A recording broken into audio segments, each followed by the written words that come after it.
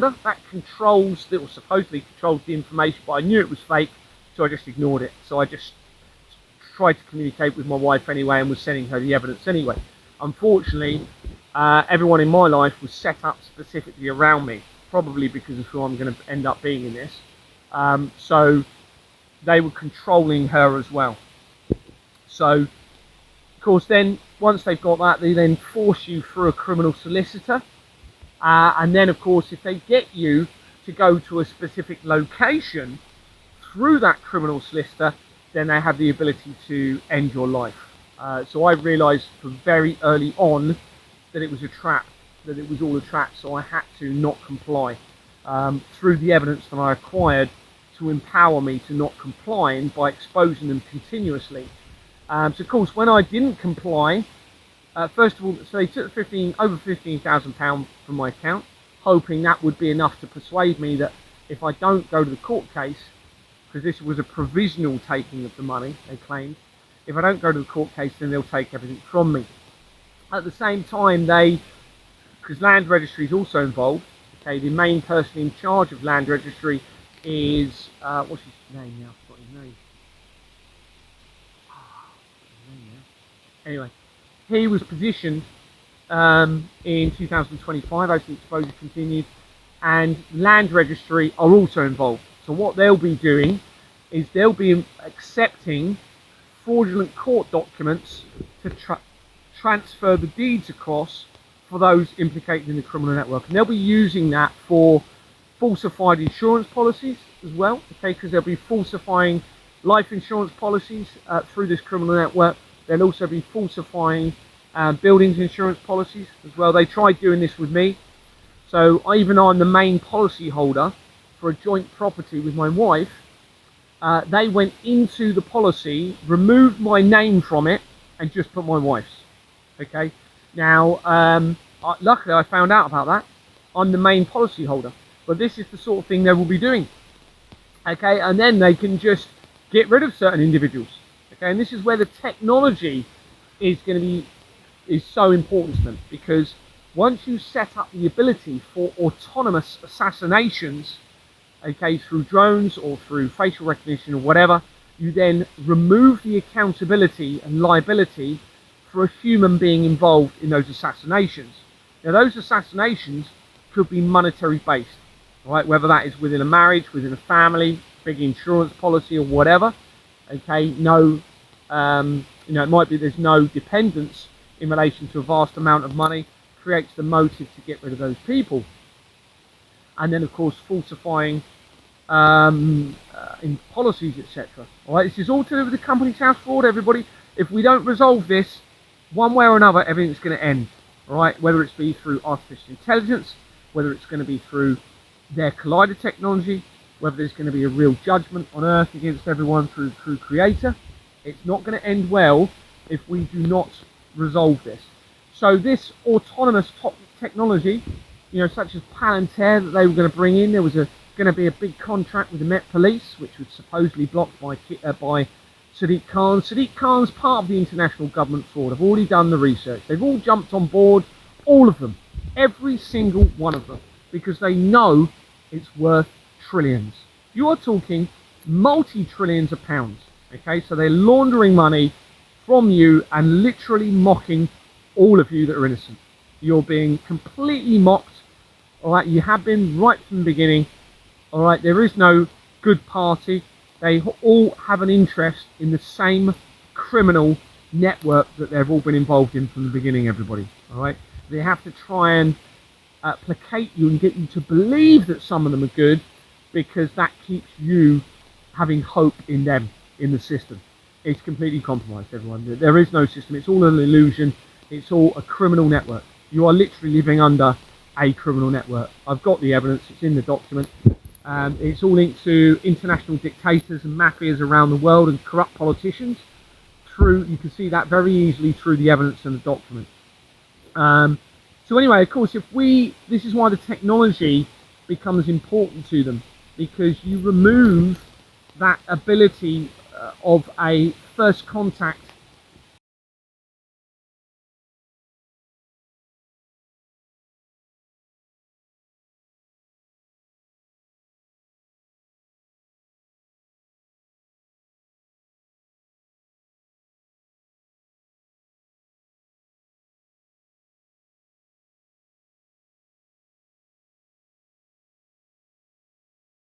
боль,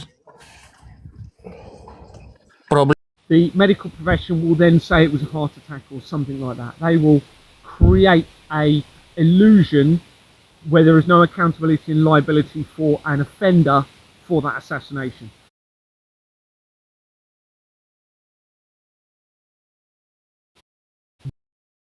And we are dealing with completely corrupted individuals linking in with a satanic cult system. Most of them are going to be addicts. Okay, most of them are going to be addicts, everybody. Even people within the healthcare system, even people within the police, because they've had this continuous flow of money leading to the party lifestyle, which has led into addictive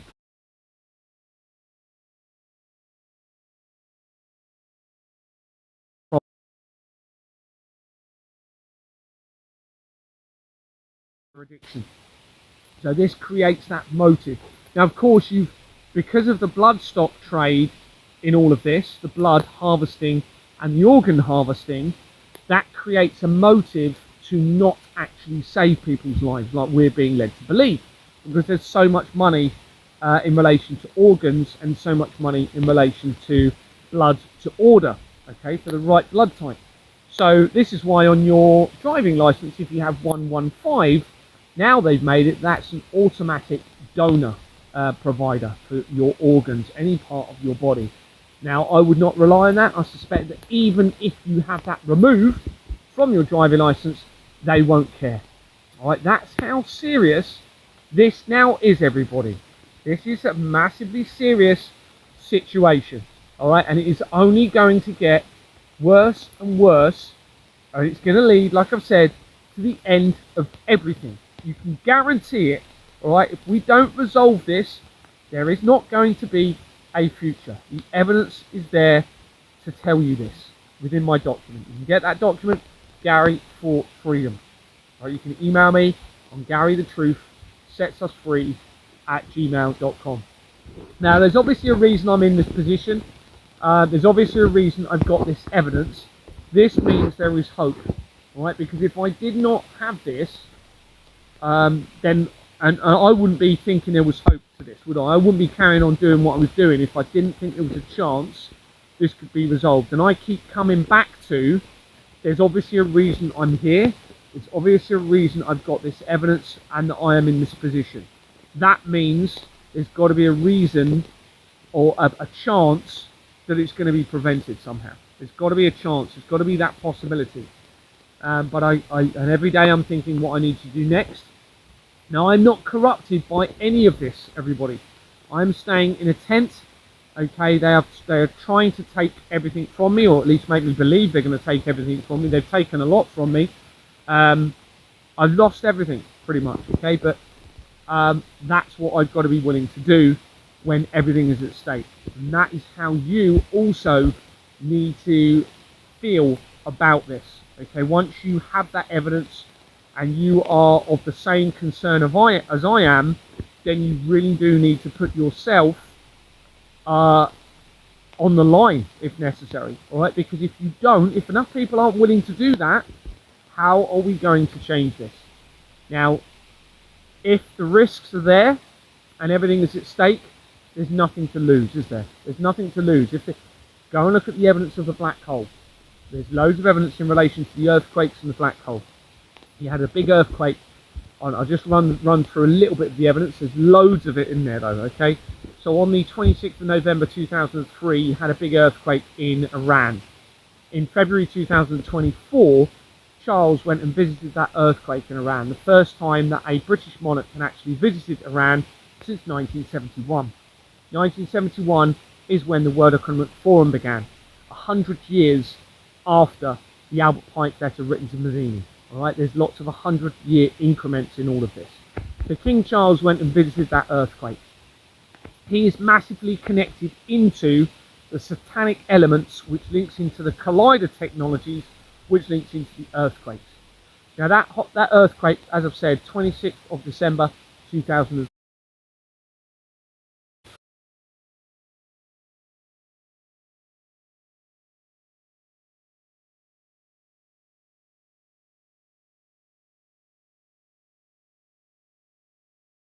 area, multiple continents were affected. Exactly a year later. That is on the same year as the anniversary of CERN. Okay, CERN, which is the company behind the Collider technology. It began in 1954, the year after the Queen was coronated, everybody. That's not going to be a coincidence. So that was exactly a year. Now, CERN, there's no way they're going to have a 50th year anniversary and not do something with that evil technology. Okay. Now, the movie to do with the Indonesian earthquake star Ewan McGregor, it was called The Impossible. They released that movie on the 21st of December 2012. That is the exact same day that the Mayan calendar ended, which was supposedly going to signify the end of the world. Okay, 2012. That is the same year that another earthquake happened. Okay, that earthquake happened in April 2012. 9 days later, I think it was on the 10th of April, 9 days later, Stephen Hawking and Jeffrey Epstein held a meeting with CERN scientists. There's an article confirming they did this 9 days after that earthquake. There's another article saying that Stephen Hawking was trying to get CERN, or the Large Hadron Collider in relation to CERN in Geneva, to create a black hole on Earth. Okay, this is the same year as the end of the Mayan calendar, everybody. He wanted to get them to create a black hole. The end of the Mayan calendar speculated that the end of the world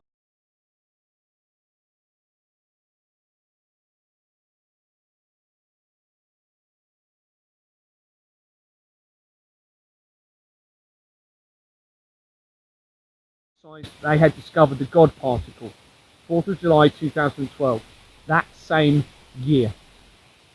Another earthquake, 22nd of February 2011, the Christchurch earthquake in New Zealand. We go back the year before.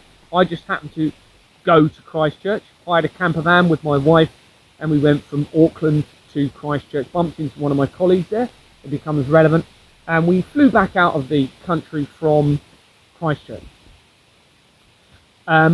That year, in 2010, we had moved to Christchurch from Bournemouth, which is twinned with Christchurch in New Zealand. Okay. At the end of that year, in November, they created the company CERN Limited. CERN is the company that oversees the Large Hadron Collider that began in 1954. So CERN Limited was incorporated on Companies House in November 2010.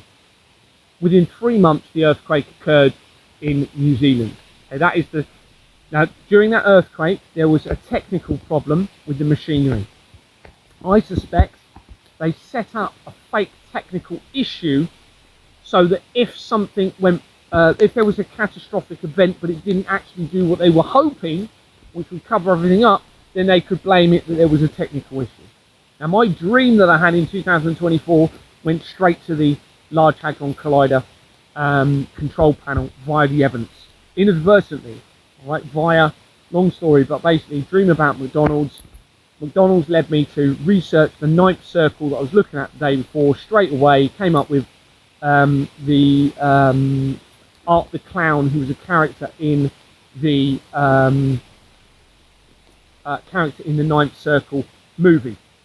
That Ninth Circle movie, okay, in fact, I'll tell you what happened. So at that point, I didn't realise the connection to CERN, okay, and I started researching McDonald's because of the dream of a clown in McDonald's. That led me to all of the evidence that suggests that they're putting the remains of the children into the food chain after they've harvested and the blood has been taken. Eventually, not long after, I researched CERN's connection to the Ninth Circle, just to wonder, I wonder if there's any link into the Ninth Circle that I was looking at, you know, that led me to my dream that was inadvertently connected. And an article popped up saying that the technicians at the Large Hadron Collider call a problem with the machinery there hell or the Ninth Circle. Okay, so that's what they call the problem with the machinery. Now, I later found out through some research, just stumbled across it via the research from Switzerland, that a company called Keller Group PLC which again links to my dream, okay, the one I had about McDonald's, which linked to the Ninth Circle, which led to all of this evidence, was the company that actually created the control panel of the Large Hadron Collider. Now at this time, I didn't know about a fault that occurred in 2008. 2008 in March is when the Ninth Circle movie had come out that links to my dream with Art the Clown. Okay, it came out in March. Go and look at it. March 2008. The Ninth Circle. On the, what date was it? I want to say the 10th of September? No, I'm not too sure. It was in September, is when they first activated the Large Hadron Collider in Geneva. The first time they ever activated that collider. Within a few days, there was a technical fault. Okay? On that exact same day as that technical fault, Stephen Hawking unveiled the Corpus clock at the Cambridge University. When you research through the Company's House records, the designer of the Corpus clock, it links straight back into the collider technology, into CERN, straight into it via the research, by a company called Siemens. And Siemens was a Nazi connected organization linked to Jeffrey Epstein.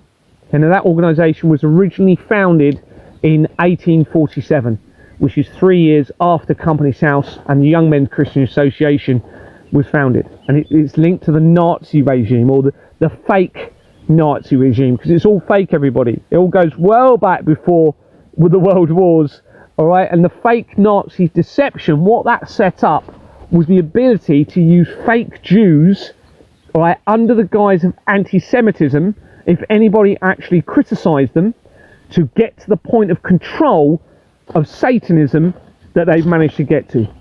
All right, so they set it up, claimed there were 6 million Jews that were murdered, got the world sympathetic to Jews, fake Jews, through the system, okay, linking into Satanism, infiltrated all of the governments through Satanism, and anyone that tried suggesting it was a Jew issue, they suggested it was anti-Semitic.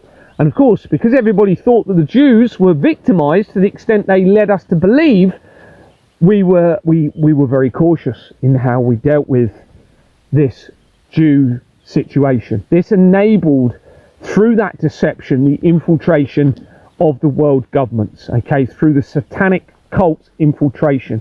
Now this goes back well before the German war, okay, before the Nazi stuff. We're talking back to the Reformation, 13th century, 13th century, I think, was it 13th century, wasn't it? And started in Scotland, linking in with the Freemasons, the Reformation, the formations of the government's beginning.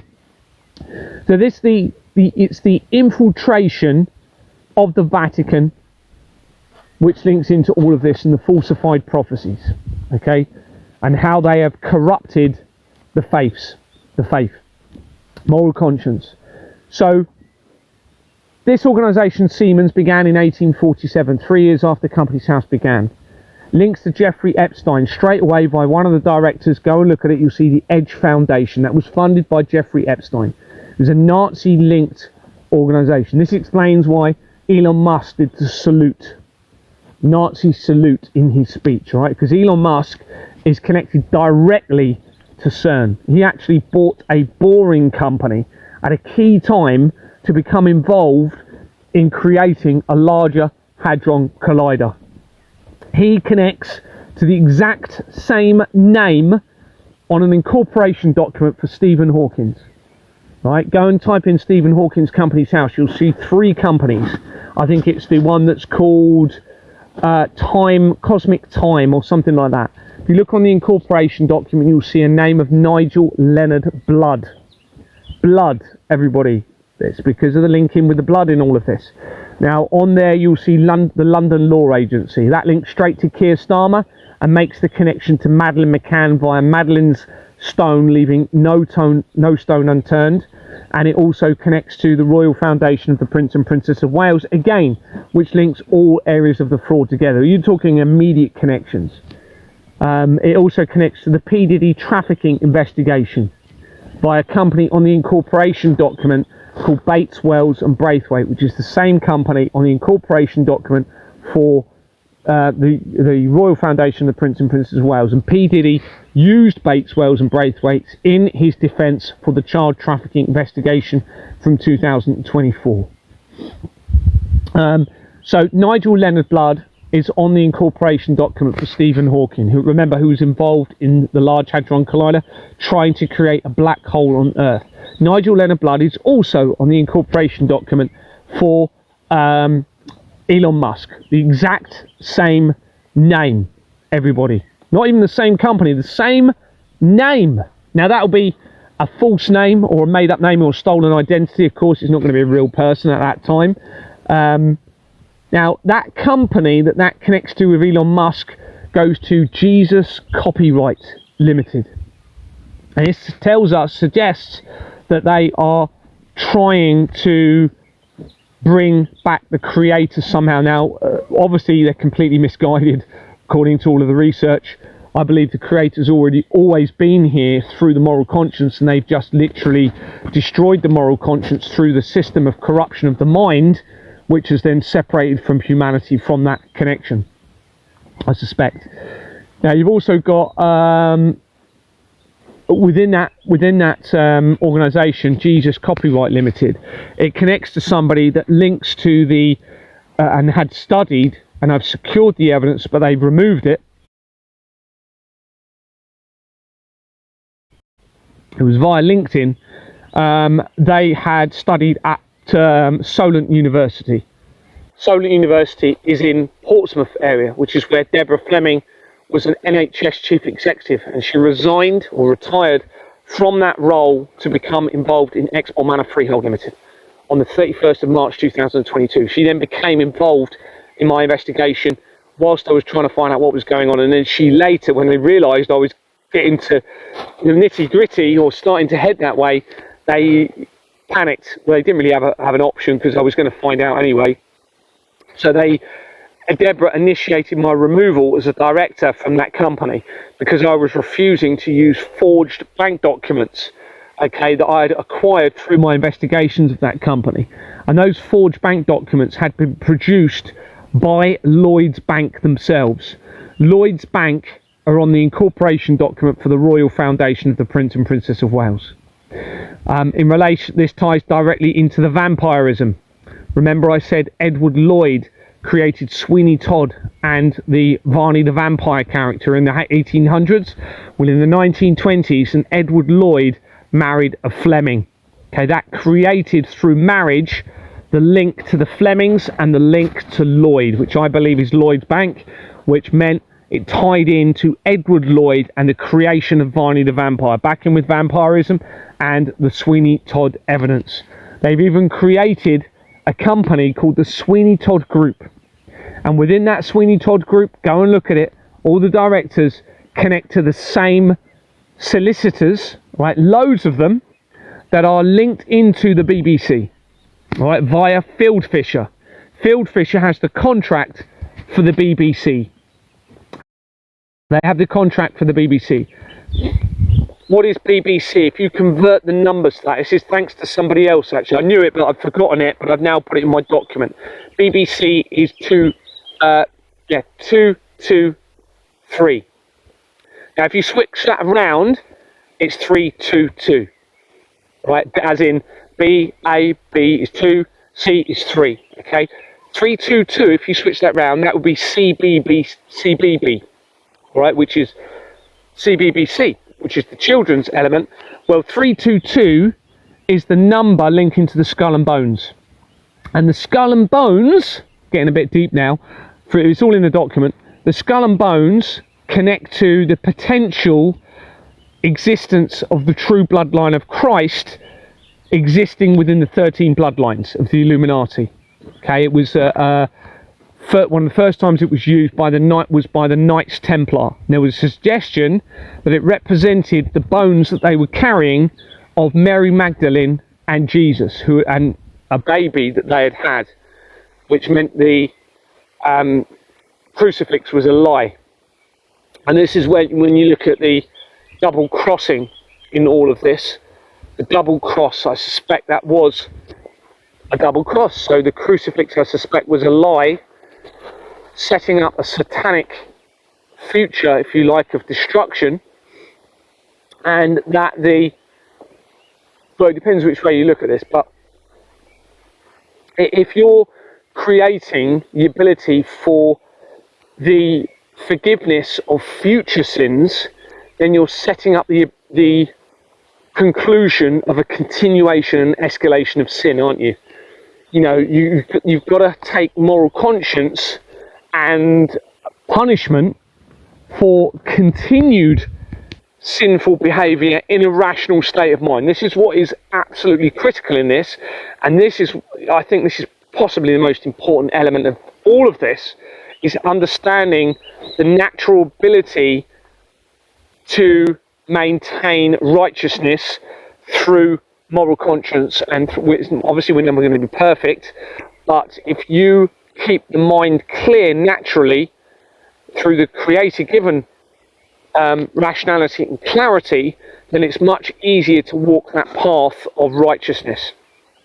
But if you are setting up the ability to commit sin and resist, give in to your temptation to lead into sin, even if you know what you're doing is wrong, as long as you then ask for repentance, then you're disregarding the greatest gift ever given to man and women through our Creator, which is the gift of moral conscience, which protects all of humanity in that rational state of mind. And that's just a mockery. If you're going to disregard that, then that's just a complete mockery of Creator, isn't it? Trump, unfortunately, he is literally tied right into every single element of this. You know, you've got to remember, nobody's talking about this. It's the biggest problem on earth right at the moment. If you were genuine in this, if you were somebody that was really trying to resolve this, you'd talk about the system that is behind the laundering of the money in relation to the blood of the children and the crimes against the children. Nobody's doing it. In fact, what they're doing is they're showing through what's happened and what I've been telling you that they actually are desperate for it to continue. So Trump is obviously not innocent in all of this. He's connected into CMS company straight away. CMS is the part of the CERN that has the ability to create a magnetic field over 100,000 times as powerful as the Earth's magnetic field. That company connects to Jimmy Savile almost immediately. Not only Jimmy Savile, but Prince Andrew, Princess Anne, other members of the royal family, straight from Donald Trump via his golf course, that is. There's also other companies. Now that golf course he acquired the land for it in 2006, which is the year that I moved from Kent to Dorset. It's probably not going to be a coincidence. And I think the golf course opened in 2012, the same year that the God particle was supposedly discovered. His son is linked into this as well. His brother-in-law, Jared Kushner, something like that, connected into it massively. He's also linked into it via what's the bank? Deutsche Bank. And Deutsche Bank was originally founded by, guess what? Someone from a Siemens family. Yep, Siemens, which links straight to the Collider technology, everybody. This is Donald Trump is massively linked to Deutsche Bank. All right, which ties in with I've done research on the coup that happened at the White House, all tied in with this. Is it a person or police officer? I can't remember. I think it was a person. I researched the person that supposedly died. It might have been the police officer, I can't remember. And it looks like they were implicated in the criminal network. So that would have been probably a fake death, okay, in relation to that, to make it look like it was something it wasn't. There's loads of stuff like that in the document, loads of fake deaths. One of the ones recently is quite an interesting one, where somebody told me that somebody had died in Scotland. They'd been stabbed by their son, and the previous partner was somebody called John Fleming. So of course it becomes interesting because John Fleming was the name of Deborah Fleming's husband. Deborah Fleming was the one that initiated my removal. Anyway, looked at it, and within this company that came up in relation to the victim, you can see loads of changes take place within the company. They become very, very suspicious, very, very suspicious, to the point where I'm thinking it may not even be a real death. Not only that, but April this year, you'll see in the document, John Fleming, who appears to be the same John Fleming in the same area, suddenly dies, okay, of being hit by a bus as the exposure continued. Now, via the research from that, it hits the end of the world Iona prophecy, which ties in with all of the falsified prophecy evidence in this, okay, and the St. Columbus prophecy of the end of the world that talks about a light off the coast of Scotland for Iona. And I've done all of the research around it, and it becomes very relevant in all of this. Now, Valentine Fleming lived just north of that Iona, a little bit further north of Iona on the island off the coast of Scotland. So, yeah, there was somebody else lived south of Iona. I can't remember. Lived south of Iona. I can't remember. Iona, a little bit further north of Iona on the island off the coast of Scotland. So, yeah, there was somebody else lived south of Iona. I can't remember. That Trump was actually working on behalf of the intelligence agencies to try and expose Epstein, to try and cover it, and then they backtracked. It's just unbelievable. I mean, there's so much evidence in there. I've got it's blatantly obvious. He connects to Exborn Manor in multiple ways. Donald Trump, multiple ways. They've got Trump is friends with Epstein. Yeah, they're massively connected. Epstein linked straight to the company that I was part of. With that haircut, not possible. Discussing. What does that say? Oh, that's AI. Your audio keeps cutting out, does it? Might be I had my finger over the button a little bit. Over the button a little bit. Keeps cutting out, does it? Might be I had my finger over the button a little bit. Oh, sorry, I just came off for a minute there.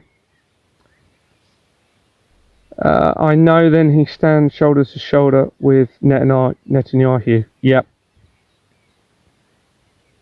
In this situation, what would you recommend to do right now, as everyone can see the world is going down? Yeah. My advice is form local groups, okay? You don't need many of you at all. Do not form groups on social media, is my advice. It's too compromised, okay? They've compromised the entire social media network. Now, of course, there's going to be some innocent people, but I wouldn't put yourself at risk. If you're by yourself, I would start literally going and arranging meeting some people in your area, okay? So just arrange a coffee evening or whatever. Knock on your neighbour's door if you haven't met them and just invite them round, and just start speaking about what's going on, just to sort of break that ice. Do it in a way that's not going to scare everybody off, and then start working on a strategy. And I think what really needs to happen, and this sounds scary, but it's really not, okay? You have a power to arrest anybody, okay, in certain situations. You have a citizen's power of arrest. In England, it's section 24 of the Police and Criminal Evidence Act 1984. You can arrest absolutely anyone if you believe, you don't have to know it, you don't have to prove it at that point, you believe that they have committed an indictable offence. Now, an indictable offence is generally any of the more serious offences. It's not like a summary offence of, like a seatbelt fine or whatever, or drop traffic light. All right, so it's got to be a reasonably serious offence on the scale of things. So you have a power to arrest absolutely anyone. And it doesn't mean, like I said, you're convicting them. Doesn't mean that you're locking them up. Doesn't mean that you are charging them for anything. It just means you can say those words. It's all about the words. It doesn't mean you have to get close to anybody. You don't, everyone thinks arrest means you have to handcuff them, you have to put them on the floor or whatever, you have to physically restrain them. No, you don't. It's about the words, all right? Those words bring what happens next, okay? All right, so the solicitors are centralised to the paedophile information exchange. It's very, very clear. We have got a centralised criminal, in inverted commas, legal system. It's completely illegal. It's all been inverted. Now, the solicitors, therefore, become key to their criminal network. All right? They are the front line, if you like, of the money system behind the criminal network in place. So if you was to start peacefully, in the right way, making citizens arrests of them and giving the police the chance to come along and arrest them, that is going to have a massive impact. But by doing it, you need to expose them.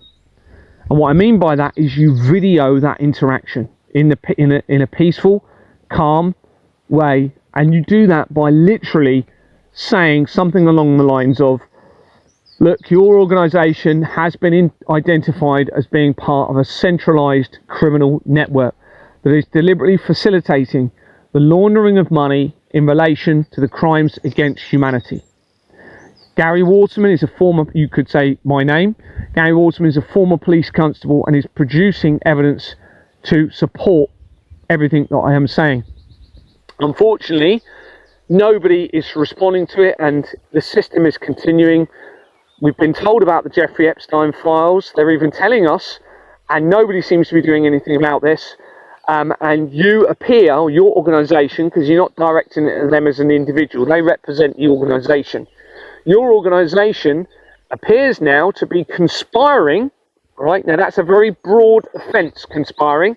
You're not saying they are literally directly harming children, okay?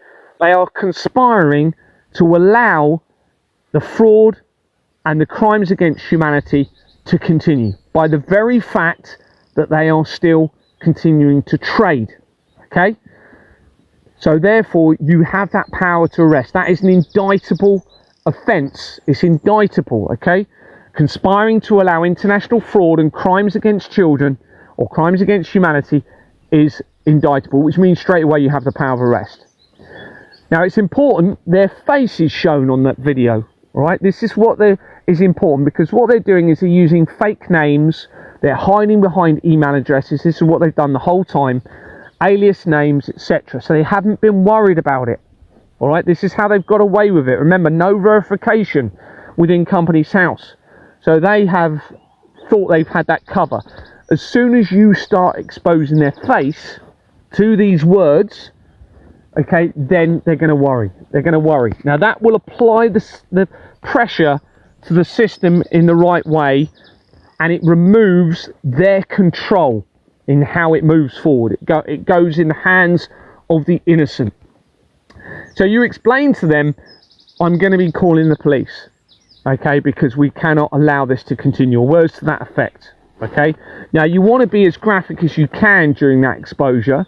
So I would suggest you say something along the lines of, you know, it's causing crimes against humanity, but in particular, the crimes against the children, the most innocent of all. All right, and we know that because they're telling us that in the Jeffrey Epstein files, okay? And then you call the police, and you give the police the chance. The police come along, and you say, this organisation that you've tended here to, where I am, is part of a centralised criminal network that is deliberately facilitating the crimes against humanity. And I would ask them if they're affiliated to the Freemasons, just to cover that base, because the Freemasons are massively compromised by this. And of course you're videoing all of this, or you're getting other people to video it. And I would advise that you have at least 2 or 3 people videoing it, but of course you need to maintain a peaceful situation. And they only have to have reasonable grounds to suspect to arrest. Okay, reasonable grounds to suspect. That is very, very vague. Very, very vague. They could have an anonymous phone call saying a guy in a white shirt just down the road has just broken a window. They can go down and they've got a guy in a white shirt there, even though they haven't actually got a statement from the person that called. That's reasonable grounds to arrest at that point. Okay, and the reason for an arrest is they have to have certain criteria to arrest. One of them is to allow a prompt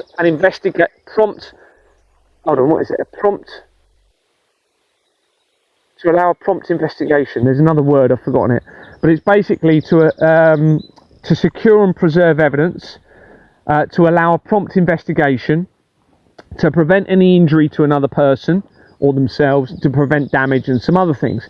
Now, prompt investigation can tick most of those boxes, but of course, because of the crimes against the children and against humanity, then straight away that power of arrest will kick in, because you're going to be saying to them, you know, this is putting children at risk here. This is putting children at risk, and you only need reasonable grounds to suspect, officer, and see how they react.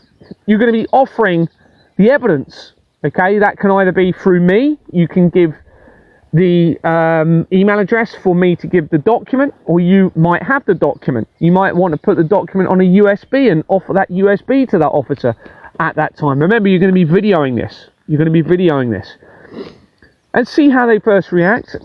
If they don't seem too keen, then you use your people skills, you use your communication skills. And you say, look, you know, presumably, officer, you've got a family. The evidence suggesting that there could be a lot of risk to everybody in all of this, including your family, and of course children at risk, and you wouldn't want anything to happen to your children in this. You know, you try sort of words like that, give them the opportunity. If not, then you might want to just ramp it up a little bit, escalate it a bit, and just say, look, if you don't actually act upon this now when you should be, then you are going to potentially become complicit to this criminal network. You are going to be aiding and abetting this laundering system of crime against children and humanity. Right, so they're starting to realise, okay, oh my goodness, okay, now I'm going to be implicated in it. Right, now you're videoing the whole thing. So you give them that chance. If they don't, that's fine. You can walk away at that point. Walk away at that point, and then you expose those officers. Right, you publicise that video everywhere.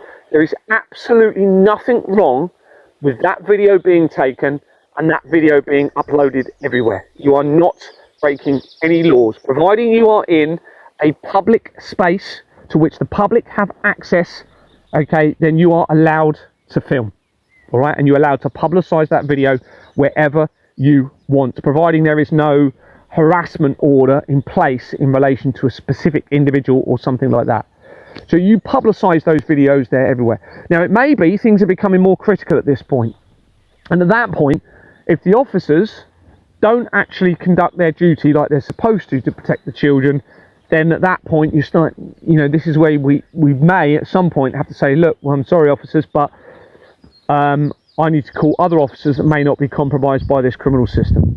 Because it's very likely, in fact, that the solicitors will have contacts within the police, okay, specific individuals that they know are corrupted and part of the fraud. So when you're calling the police, they might be calling the police at the same time. So you might then need to say to those officers, well, I need to get somebody else here that's not corrupted potentially by this, right? And you call other officers, and you have to keep doing that, all right? And because we need to back them into a corner peacefully, legally, where there is no way out for them. Okay, now even if they don't end up arresting, you've exposed them all. You've exposed them all. You've got them all on video, okay? And then we publicise their pictures everywhere, linked to the crimes against the most innocent of all. All right, they can go into the document I'm producing. You can put them in your own document with the evidence of the solicitors. Nobody's going to want to be exposed with their pictures to the crimes against children. And we're talking, the evidence is suggesting the skinning of children alive. That is how awful this appears to be from the evidence. So nobody's going to want that. Nobody's going to want to be exposed like that. That is what you need to do. It's really quite, I mean, you don't have to say it how I've just said it. It is really quite straightforward. It's just a case of words. You can write it down beforehand. It's advisable that maybe there's a little bit of evidence specifically about those solicitors at the time, but I would suggest at the moment it's not essential.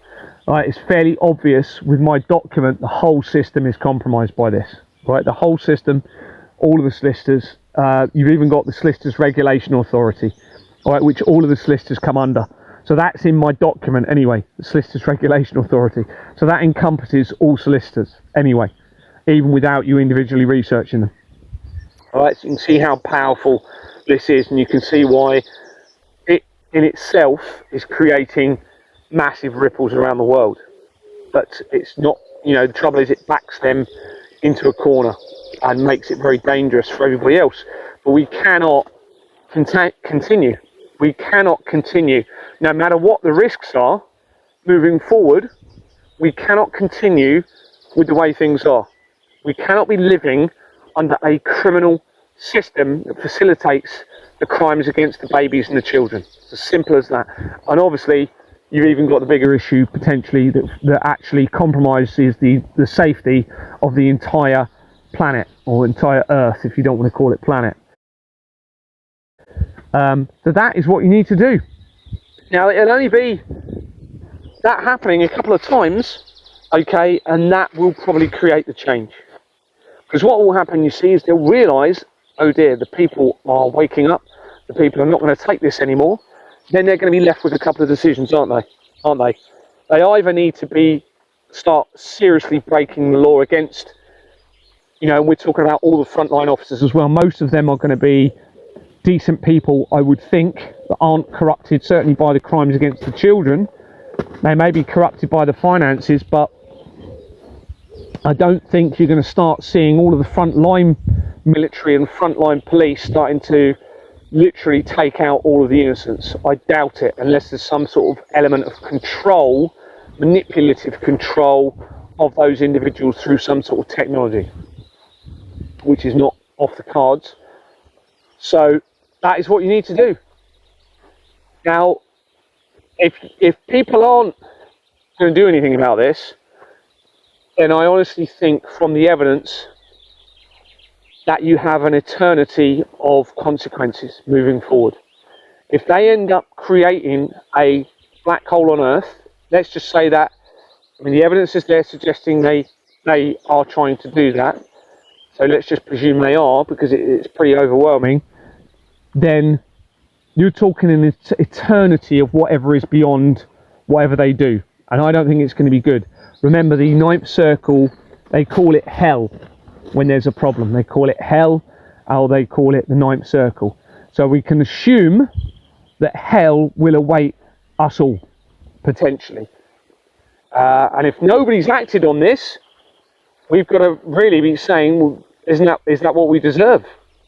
If nobody is going to be willing to stand up for the babies and the children, what are people going to be willing to fight for? And I don't mean fight fisticuffs, I mean fight for morally. If you're not going to do it for the children and for the babies and for all of creation, then do we face ultimate eternal judgment in hell? Probably, don't we? Let's face it. And they know this as well. So it's possible that they're waiting for you to do something. They're waiting to possibly see, is humanity worth saving? Is anyone actually going to do anything about what we're part of? Do they deserve to carry on? Is there a humanity worth saving?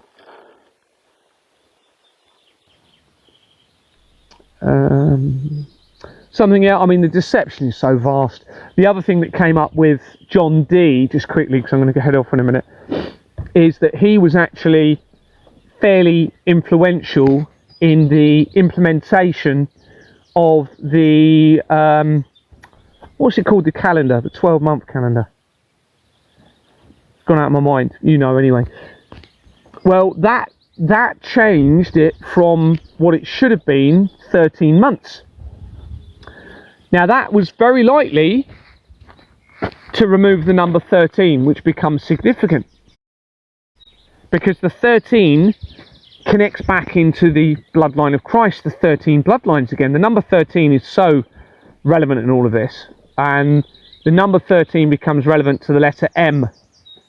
And the letter M appears to relate to the feminine divinity of the Mary Magdalene element of Jesus or Christ and Mary Magdalene having a baby. And of course, the feminine element, if you like, within humanity is generally not as easily corrupted when it comes to sexual immorality, whether that be legal sexual, as in, you know, legal sex, or illegal. Men seem to be more corruptible from that side of things. So the feminine morality is very important in all of this, and I think that is symbolized through the number 13 and the letter M, because M is the 13th letter. So we have yet another 13 in all of this. We have the 13 of the strong concordance number within the coded system within the Bible, and that 13 strong concordance number relates to utter destruction beyond all repair. Well, think about what I'm saying in all of this, right? Well, 13 becomes relevant there, but it speaks about that when you go and research the 13 concordance number in relation to Hebrew. It talks about God's judgment on earth and the complete irreparable destruction, where there'll be no coming back from, everybody, which probably is referring to the black hole that we're talking about.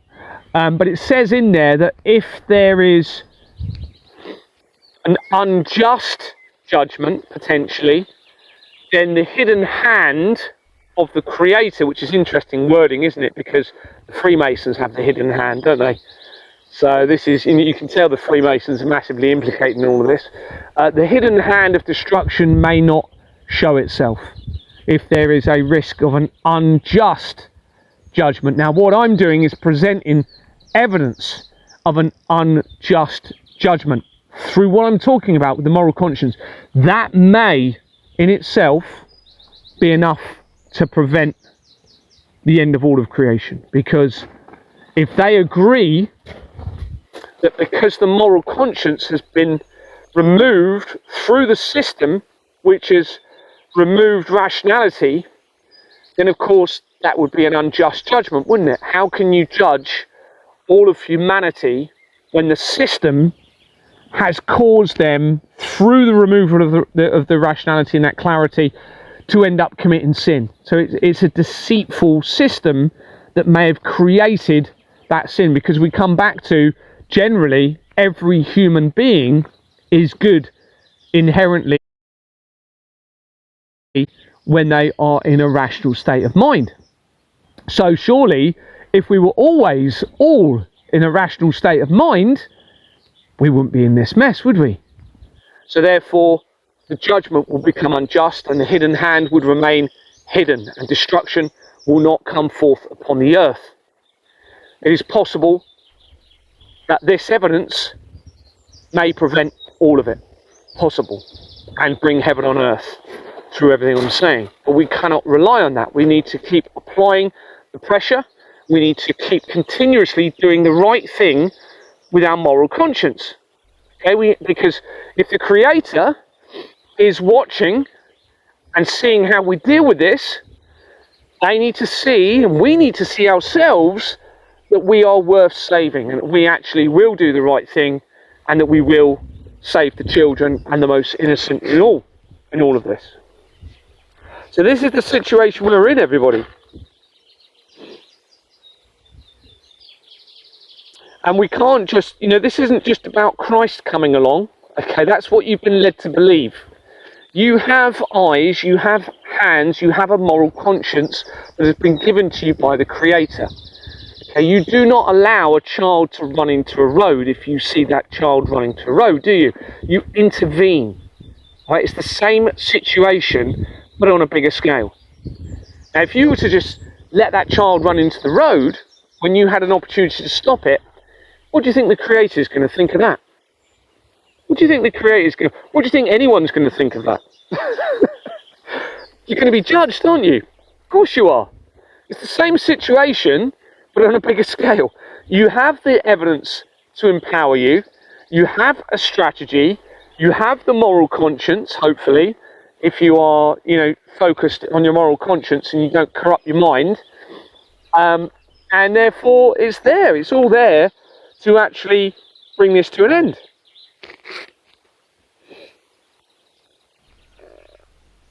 Someone's put the first gift they've ever sent.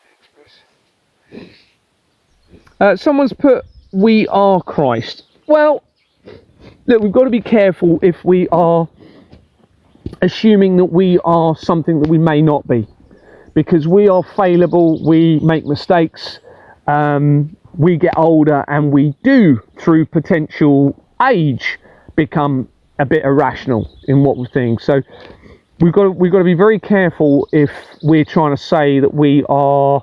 Some people are saying that we are the creator. Now, I'm not saying that's what you've said. That just doesn't make sense, that we say that we're the creator and we are the, how can we be the creator? I didn't create these trees, I didn't create the earth. I think that personally, my view, there needs to be an understanding of a separation between the creator and us, because otherwise you don't have that protection, because otherwise the sin will creep back in. So, for example, some people will think that if they're not being watched and no one knows, then they can do things they know to be wrong. Whereas if we actually believe that actually there's a creator and everything is known, then although some people may think that that's control and that's, oh my goodness me, I wouldn't want that, but think about it, it protects you from yourself.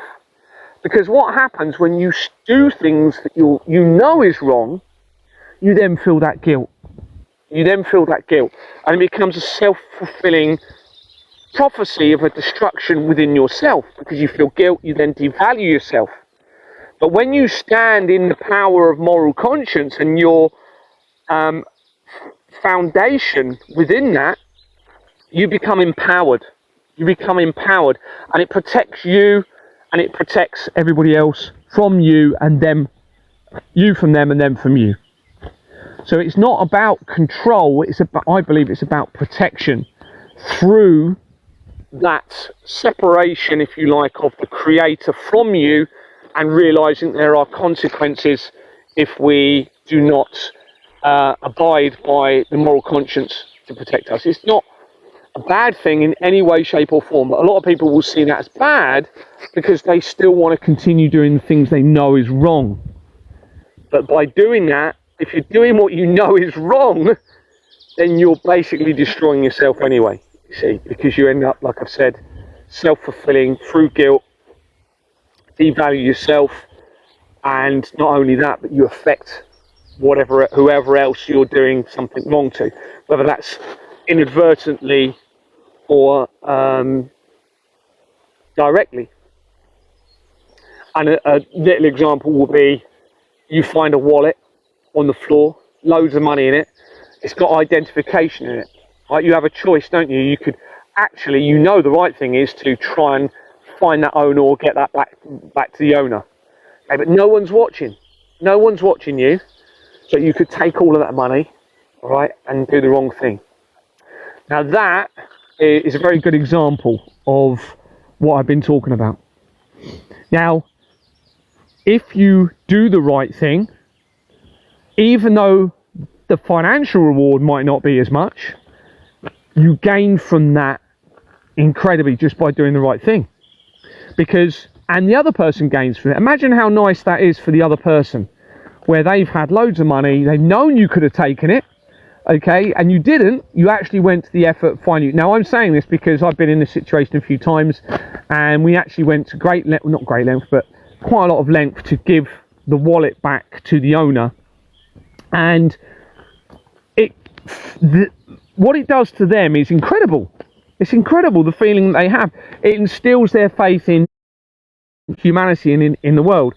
And that is far more valuable than any money that you could have gained from that wallet, because it would have consumed you within that corruption. And it's the same with anything. It's the same with anything. And that is how the world should be. How the world should be. The be true is to be moral. There are genuine people, which is uplifting. Yeah, I actually think most people most people are good, generally. Like I said, I just think it's what's happened in their lives that changes them from doing the right thing or the wrong, or how their mind has been corrupted.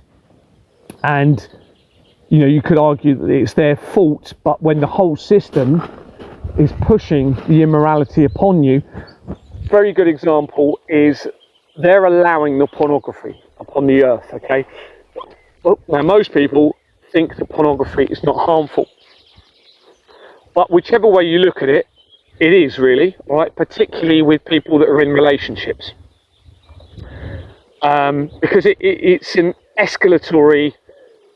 I won't say addiction. It is addiction for some people, but it's an escalatory problem, isn't it? Because when we never become satisfied. So what you do is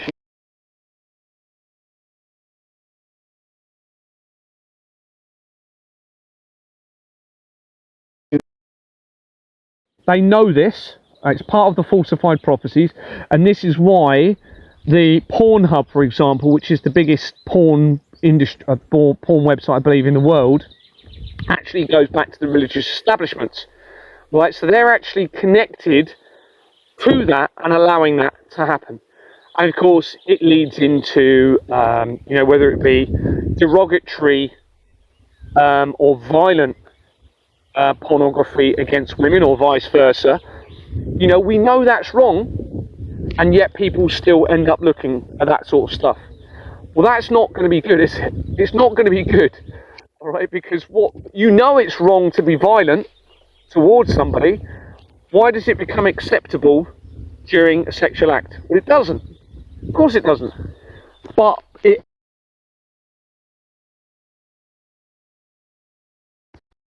doesn't.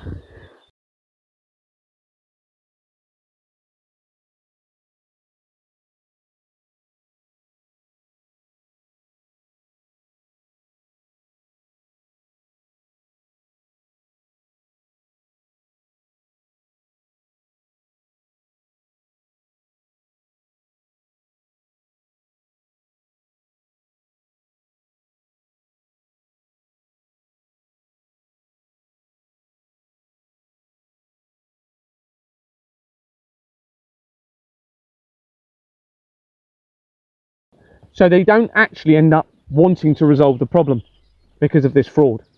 They need the problem to continue the exploitation and the corruption to lead us, and that will lead us into the falsified prophecy situation. So where was I going to go with that? Yeah. So if we don't remove the system to ensure that there is actually genuine rehabilitation, and there will be, you're going to have a lot of people with a lot of problems after this, but of course there will be a lot more money spare to actually rehabilitate everybody. And once everybody becomes rehabilitated and the new system doesn't corrupt people, then you will find that the next generation, it will practically be heaven on earth. Or the generation after that. It's going to take a while to get to that point, but it will be just such an incredible place compared to what it has been. Someone's put corn is a psyop.